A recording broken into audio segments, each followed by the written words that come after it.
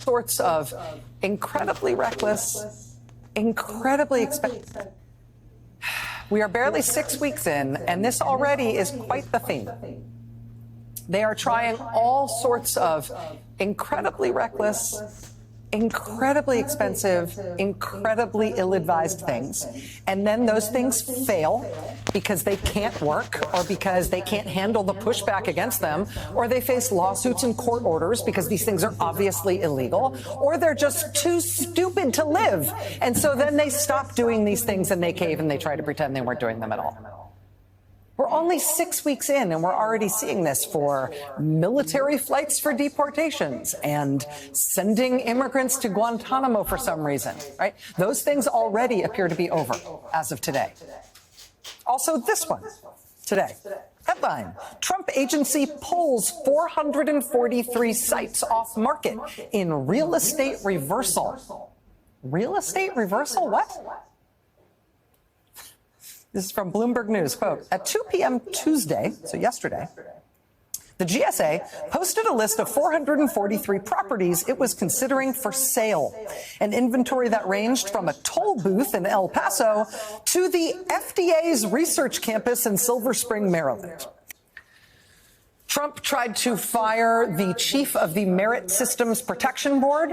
A court ordered her reinstated. Today, that Merit Systems Protection Board ordered the reinstatement of more than 5,000 people who work for the USDA, for the U.S. Department of Agriculture. 5,000 people who were illegally mass fired by Trump. Those more than 5,000 people must now be reinstated for at least the next 45 days. That ruling comes after Trump tried to fire another person he's not allowed to fire, Hampton Dellinger, who heads up the federal office that oversees whistleblower protections and civil service protections. Trump tried to fire him, too. That is apparently illegal. Dellinger has fought it vociferously in the courts, including one trip already to the Supreme Court, and it looks like another trip to the Supreme Court is probably on the way. But in the meantime, while he has been reinstated, he told the Merit Systems Protection Board to weigh in on the mass firings at USDA, which appeared to be blatantly illegal. That board did weigh in on them. They had to fight their own firings along the way to get there, but they fought them, and now those more than 5,000 workers at USDA must be reinstated.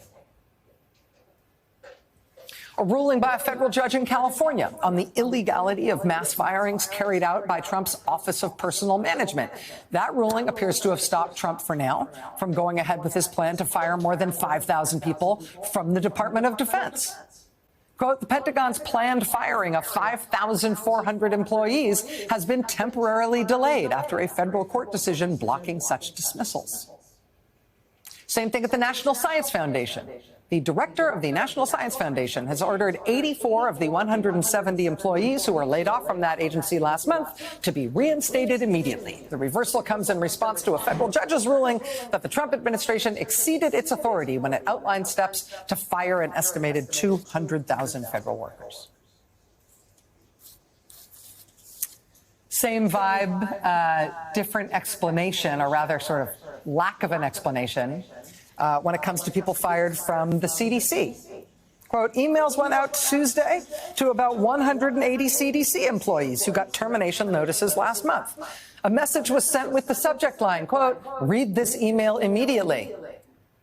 It said, quote, after further review and consideration, a February 15th termination notice has been rescinded. Employees were told they were cleared to return to work today, Wednesday. Quote, you should return to duty under your previous work schedule. We apologize for any disruption that this may have caused. Associated Press notes, quote, the CDC is just the latest federal agency trying to coax back workers soon after they were fired. Similar reversals have been made among employees responsible for medical device oversight, food safety, bird flu response, nuclear weapons, and national parks. So military flights for deportations? No. Sending random immigrants to Guantanamo like they're al-Qaeda or something? No. Selling the CIA? No. And the Justice Department and the VA and every other federal building they can find in the phone book? No. Firing the guy who's in charge of whistleblowers? No. Firing the Merit Systems Protection Board? No. Firing 5,000 people at USDA? No. The firings at the National Science Foundation and the CDC and the fricking Pentagon? No. No. Not all of them, at least. Not as many as can be stopped. And then there was today at the United States Supreme Court an unsigned, mealy-mouthed, mild-mannered, seemingly deliberately obtuse and confusing little ruling from the United States Supreme Court. That I mentioned it was unsigned, but it nevertheless did brush Trump back. Supreme Court today allowed to stand that court ruling we covered here last week, in which Trump was ordered to restart foreign aid funding that was approved by law that he had nevertheless illegally stopped. The ruling was 5-4. Chief Justice John Roberts and Trump-appointed Justice Amy Coney Barrett siding with Elena Kagan, Ketanji Brown Jackson, and Sonia Sotomayor in telling Trump no. Pushback comes in all sorts of ways.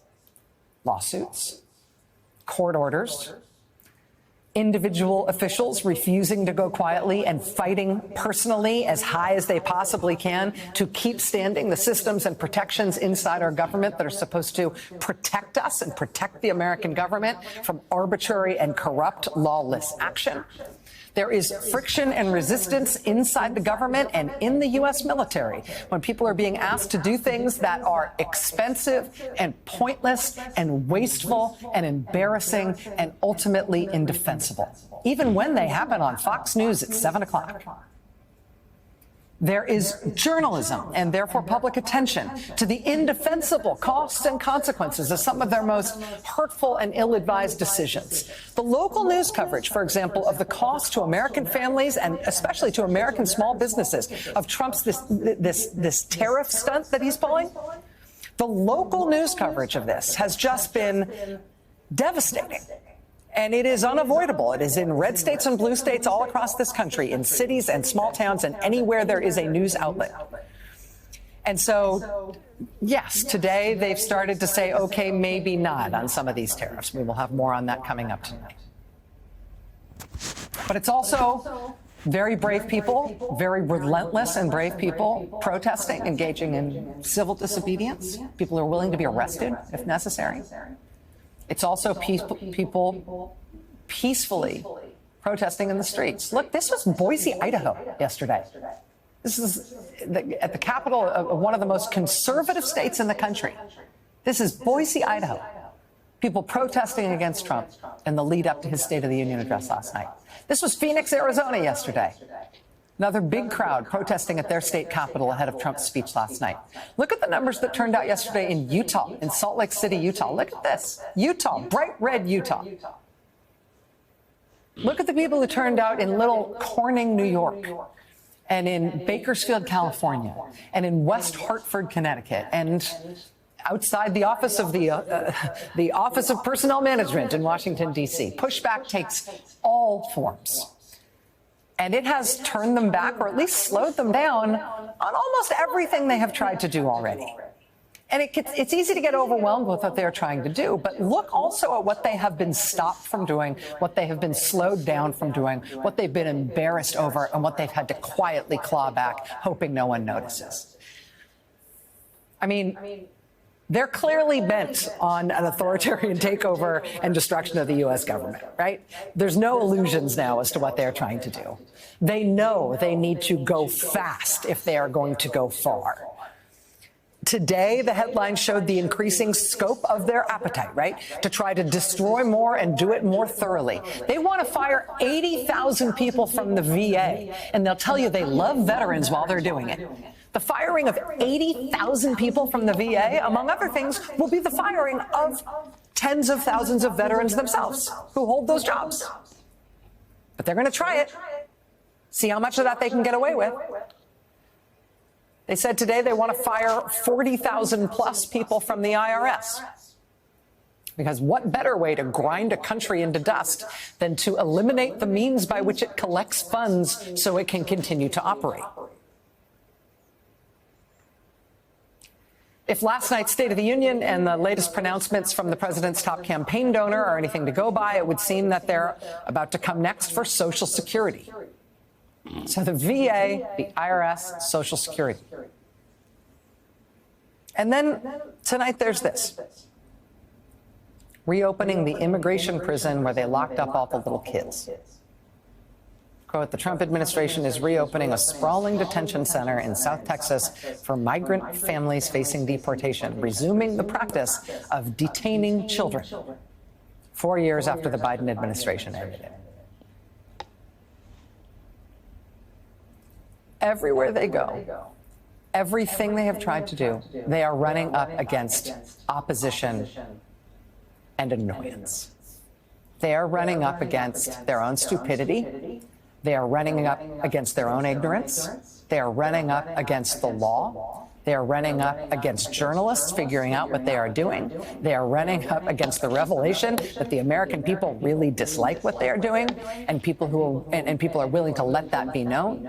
They are running up against constituents, even Republican constituents, people who live in bright red districts and states, telling their members of Congress and their senators how much they dislike what Trump is doing. They're running up against people protesting against it. The pushback all over this country has thrown down stop strips in the road to flatten their tires and at least slow them down and sometimes to stop them. And it has happened everywhere. And none of it has been easy, given the scale of what they are trying to do to this country. But the feedback loop here is very clear 6 weeks in. It is working. And redoubled efforts will mean redoubled results.